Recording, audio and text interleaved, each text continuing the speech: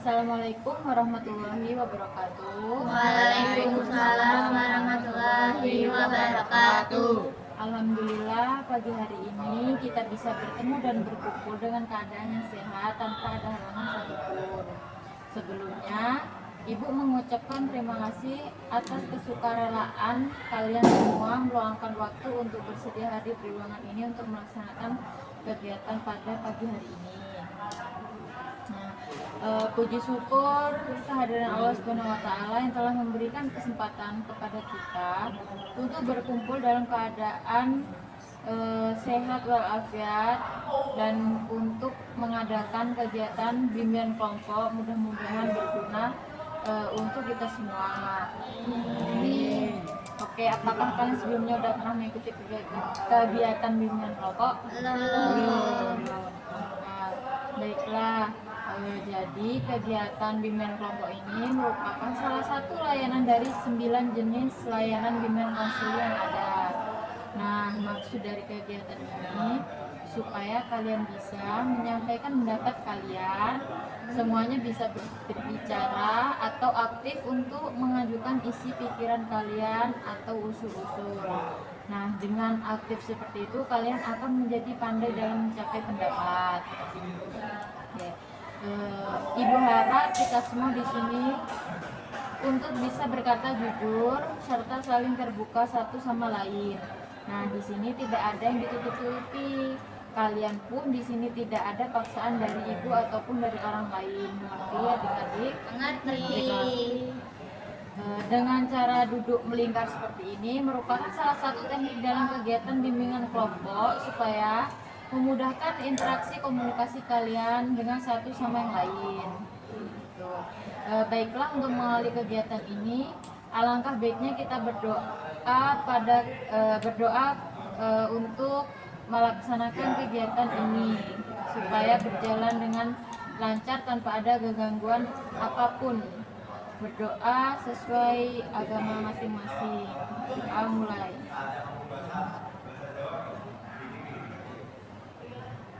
Berdoa selesai.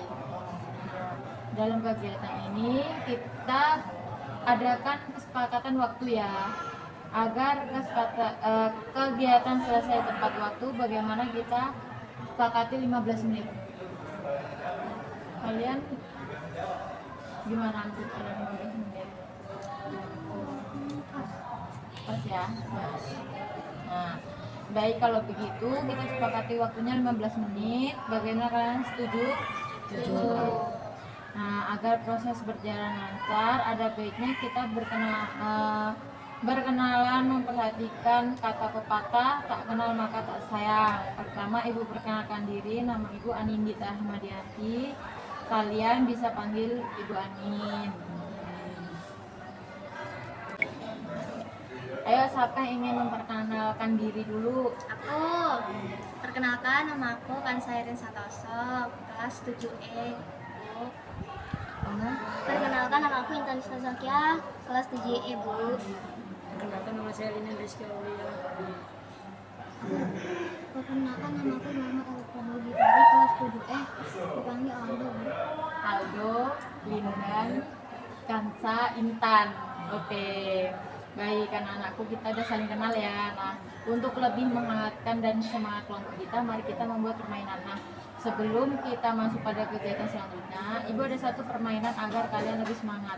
Nah, permainannya namanya tepuk fokus. Kalau Ibu bilang pagi, tepuknya 1 kali. Kalau siang 2 kali, sore 3 kali, malam 4 kali. Oke, tapi yang cepet ya. Oke. Ingat kan? Ingat, pagi 1 kali, siang 2 kali, sore 3 kali, malam 4 kali. Siang, sore, pagi, malam. Siang, sore, malam, pagi. Nah, ada gimana?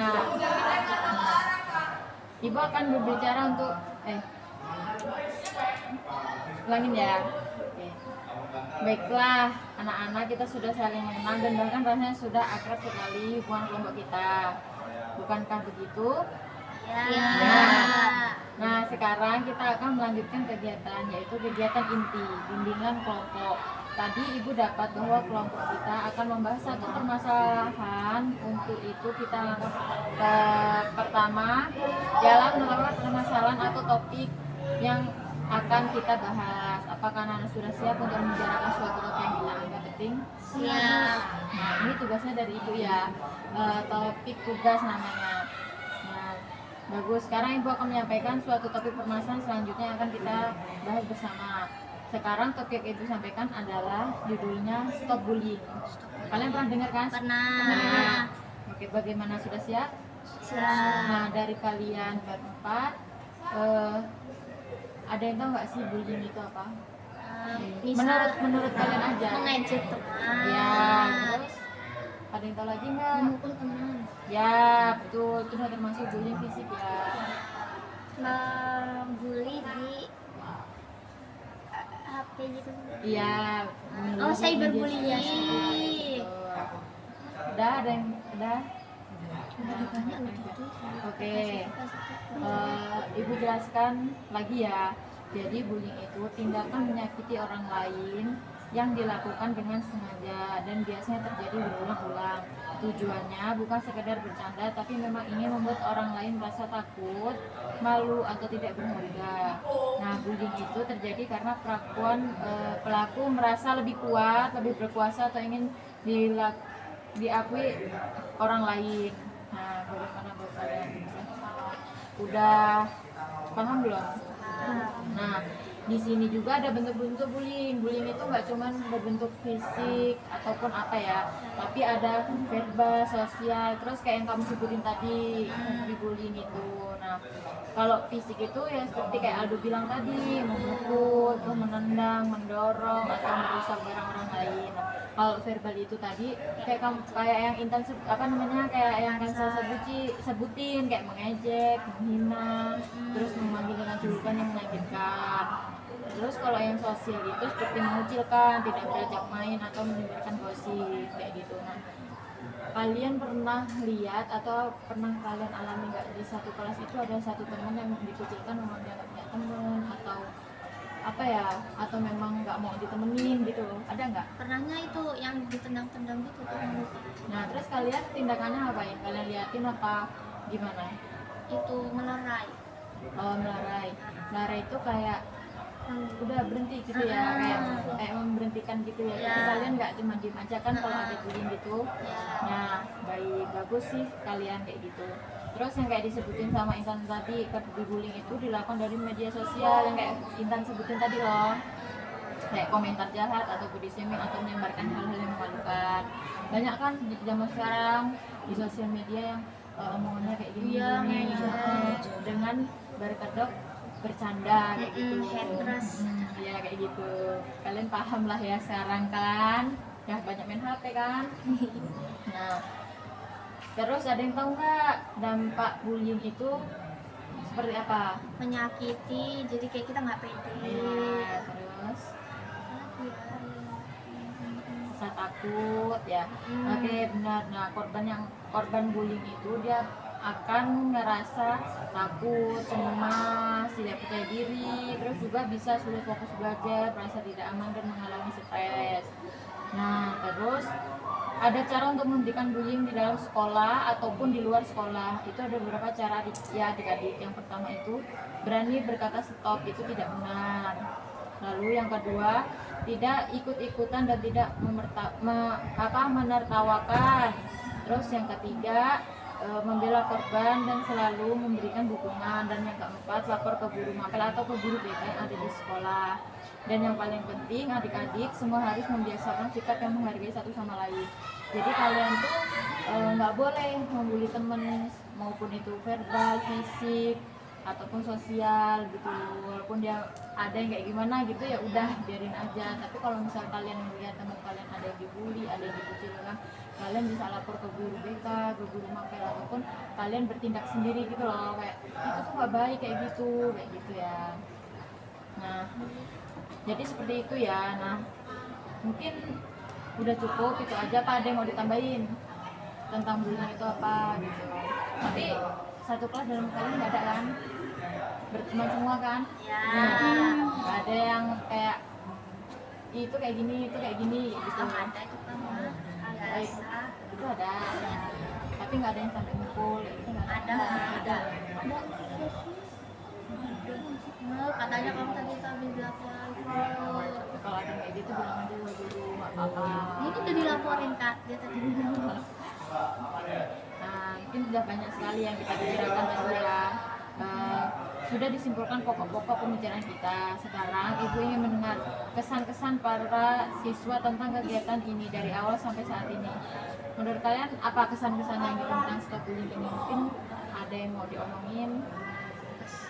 Kesannya Teman tuh kelompok kita. jangan menyakiti Di orang lain. bila tidak ingin disakiti. Terus apa lagi ya? Jangan harus bertindak. Betul kayak yang tadi ya. Nah, memang bagus sih. Salah satu tujuan bimbingan kelompok ini agar siswa lebih pandai dan berani menyampaikan pendapat. Kayak kalian tadi udah berani kan ngomong di depan. Ada yang di sini kurang pede ngomong di depan. Adalah Nah, kan harus berani. Jangan takut diketawain kalau misalnya memang salah itu ya itu salah itu wajar gitu loh. Nanti juga lama-lama bisa ya. Dan juga kan lagi belajar. Iya. Nah, sudah sampai waktunya mengakhiri pertemuan ini. Ucapkan terima kasih kepada anak-anak yang telah baik sekali melaksanakan kegiatan kelompok ini. Benar-benar aktif di akhir itu semua. Anak-anak kita terima kasih pada Tuhan Yang Maha Esa yang telah membuka pikiran kita sehingga kita dapat mencurahkan semua pendapat sebagai ungkapan rasa terima kasih. Marilah kita berdoa kepada Tuhan Yang Maha Esa untuk mengakhiri kegiatan kelompok kita. Gitu. Berdoa mulai. Berdoa selesai. Oke.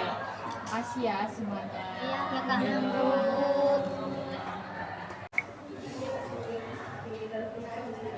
Nah, yang kita bahas tadi kan permasalahan Aisyah tentang insecure. Kita membahas insecure yang memberikan ide atau teman-teman mengalami insecure. Jadi itu kalian bisa saling membantu Kansa gitu ya untuk menyelesaikan masalahnya. Ibu jelasin ya. Jadi insecure itu adalah perasaan tidak aman terhadap diri sendiri. Biasanya ditandai dengan rasa kurang percaya diri, merasa tidak cukup baik, dan sering membandingkan diri dengan orang lain. Jadi itu yang masalah-masalah. Ya. Oke. Nah, jadi penyebab insecure itu tidak muncul gitu saja, biasanya karena ada beberapa faktor.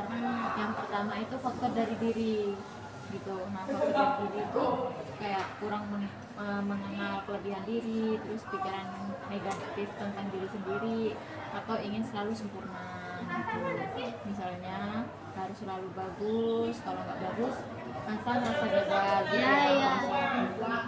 Kalau faktor dari luar seperti kayak bullying atau ejekan dari teman, terus perbandingan dari orang tua atau lingkungan. Lalu juga pengaruh media sosial kayak melihat hidup orang lain terlebih lihat sempurna gitu ya.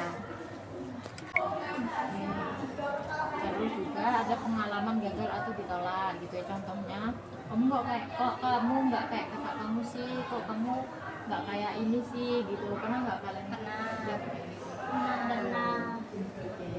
Nah, terus kalau dari pengaruh dari sosial itu seperti orang cuma untuk nunjukin sisi terbaiknya, kita ngerasa hidup lebih kalah, padahal yang kita lihat itu belum tentu kenyataan sepenuhnya gitu. Kadang kita nggak di sosial media itu kayak orang ini kayak gini, aku lo pengen jadi orang kayak gini, kok dia cantik banget, kok dia ganteng banget sih, aku pengen jadi gitu. Tapi sebenarnya tuh apa ya, kenyataannya tuh nggak sepenuhnya kayak kalian pikirin gitu loh. Mungkin dia hidupnya kayak gini, terus ada kayak gini gitu. Dia cuma pengen lihat aja di sosial media lebih baik gitu. Nah, betul banget. Nah, terus ada pengalaman dari masa lalu seperti gagal atau penolakan bisa bikin kita takut untuk coba lagi. Misal pernah ditertawakan, jadi takut tampil untuk maju ke depan. Kayak tadi ibu bilang, kayak kalian pernah nih maju di depan untuk ngomong, tapi kalian ditertawakan oleh teman, jadi kalian kayak ngerasa merasa takut, nggak mau maju lagi lah, diketawain kayak gitu. Kayak misal kalian jadi minum upacara gitu ya, kayak gitu kan. Pernah kan kalian ngerasain kayak gitu atau teman kalian? Nah, dampak dari insecure. Dampak dari insecure kalau kita terus dibiarkan, dampaknya itu bisa tidak percaya diri, terus jadi ragu terus sama diri sendiri, terus menarik diri, lebih memilih diam dan menjauh dari orang lain. Terus yang ketiga itu ada sulit berkembang juga, contoh kayak takut mencoba hal baru, akhirnya nggak maju. Terus yang keempat mudah stres dan cemas karena terlalu banyak pikiran negatif gitu. Terus yang kelima, prestasi bisa menurun, padahal sebenarnya mampu tapi tidak berani mencoba gitu ya. Sebenarnya itu kalian bisa, tapi kalian kayak takut gitu, jadi kalian lebih ini gitu kan ya gitu. Nah dari yang kita diskusikan tadi, ada yang tahu nggak untuk mengatasi insecure? Menurut Kansa gimana untuk mengatasi insecure yang Kansa rasakan? Atau teman-teman yang lain juga boleh kok menyampaikan. Tidak takut salah. Nah itu ya, jadi itu nggak harus sempurna, semua orang juga punya kekurangan gitu ya. Terus yang penting mau berkembang, bukan jadi sempurna. Jadi itu kalian kayak bisa ngembangin diri kalian gitu loh, tapi itu nggak harus sempurna seperti itu. Terus ada yang stop membandingkan diri. Kansa coba berhenti gitu membandingkan diri Kansa dengan orang lain atau dengan kakak atau dengan siapapun atau dengan teman gitu. Nah kalau Kansa membandingkan diri sendiri yang dulu, bukan yang orang lain, fokus kayak perkembangan diri sendiri gitu loh, berani mencoba mulai dari hal kecil, berani ngomong, berani tampil, terus berani bertanya juga gitu. Semakin mencoba rasa percaya diri akan semakin naik gitu kan. Terus cari lingkungan yang mendukung. Cari lingkungan yang mendukung itu maksudnya kayak dimana kamu tuh ngerasa diri kamu dihargain, terus kamu ngerasa kamu aman, kamu selalu didukung dalam hal apapun gitu loh, seperti itu. Sekecil apapun pencapaian bakal tetap dihargai kalau kamu cari tempat yang mendukung seperti itu.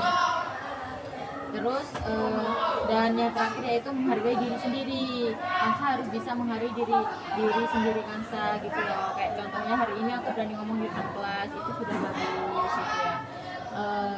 Ini juga bukan cuma untuk Kansa sih, untuk yang lain juga ya, Kak Aldo, untuk Lindan sama untuk Intan juga. Jadi seperti itu anak-anak untuk cara mengatasi insecure. Bagaimana untuk perasaan Intan? Udah 3. Apa yang kamu rasakan setelah tahu ini? Kayak lebih terjadi jadi kayak apa ya, kita kayak tahu solusinya. Nah, gitu. Oke. Tidak bingung lagi dengan Nah, terus juga semuanya di sini waktu kita sudah terbatas ya. Nah, pada pertemuan akan datang kita akan membahas permasalahan yang lain. Nanti kalau misal ada waktu, ada kesempatan di lain waktu, kita bisa kumpul lagi seperti ini gitu. Nah, pesan dari ibu untuk semuanya, setiap orang itu unik dan punya nilai masing-masing. Insecure itu wajar, tapi jangan sampai menghambat kita untuk berkembang. Kita tidak harus jadi orang lain untuk merasa cukup. Kita cukup dari menjadi diri sendiri, tapi kan belajar jadi lebih baik. Nah, anak-anakku, kita telah selesai membahas satu masalah, yaitu masalah Kansa tentang insecure. Bagaimana masalah-masalah teman yang lain nanti kita bisa bicarakan di lain waktu ya, karena waktu kita sudah habis seperti itu. Oke, sebelum kita mengakhiri pertemuan kita, sekarang ibu ingin mendengar pesan-pesan. Pesan-pesannya apa tentang kelompok kita ini?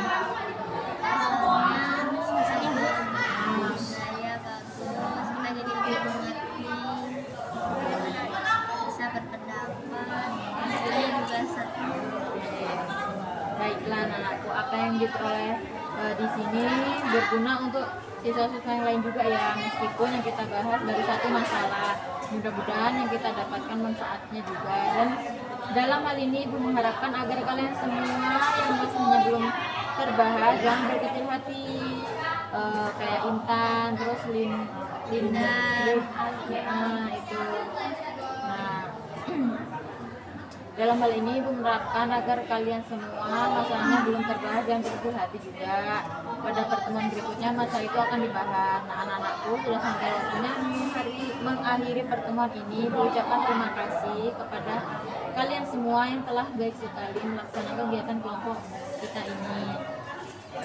terima kasih juga udah aktif, dan di atas itu anak-anak kita berterima kasih pada Tuhan Yang Maha Esa yang telah membuka pikiran kita sehingga kita bisa mencurahkan semua pendapat. Sebagai ungkapan terima kasih Ibu, marilah kita berdoa kepada Tuhan Yang Maha Esa. Berdoa mulai.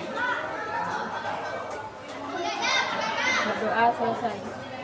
Terima kasih ya untuk terima kasih juga untuk Ansa, untuk Intan, untuk Aldo, untuk Lindan. Terima kasih semuanya udah hadir di sini dalam kelompok kita, dan kasih yang terbaik pokoknya. Terima kasih ya. Terima kasih Bu. Oke.